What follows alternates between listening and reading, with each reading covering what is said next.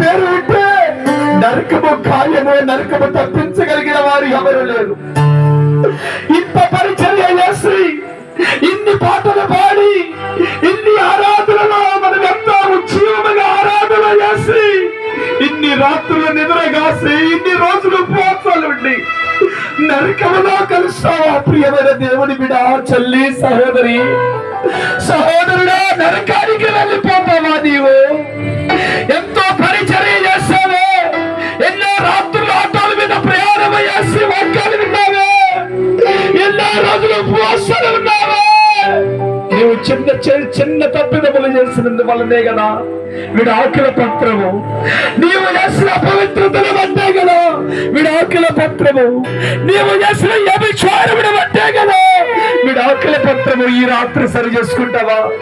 నా కొరకు ప్రాణములు పెట్టిన యేసయ్యా, అయ్యా, నేను తెలిసి తెలియక చేసిన తప్పిదములనైనా, తెలిసి తెలియక చేసిన ఆచారములనైనా, తెలిసి తెలియక చేసిన మూఢనమ్మకాలనైనా, నా విడాకుల పత్రములు నా పేరు ఎక్కడానికి కారణమైతే ఈ రాత్రి మీరు తెలియజేస్తారు కనుక నా పాపములను ఒప్పుకుంటున్నానయ్యా, నా తప్పిదములను నేను ఒప్పుకుంటున్నానయ్యా. నీ చెల్లి, సహోదరుడా, నువ్వు ఎక్కడ ఉన్నా పర్వాలేదు నానా, ఈ గ్రౌండ్లో ఉన్నా లేక ఇంటిలో పండుకొని వల్ల ఒక్కసారి ప్రభువా యెహోవా నా కొరకు ప్రాణములు పెట్టిన యేసయ్యా, నా విడాకుల పత్రంలో నా పేరు ఉండడానికి వీలు లేదయ్యా.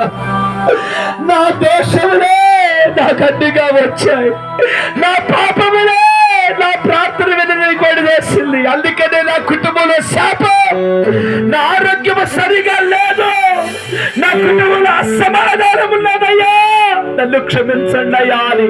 తల్లి, సహోదరుడా, ఈ రాత్రి ఒక్కసారి నీ స్వరమును తెరిచి దేవుడితో మాట్లాడతావా?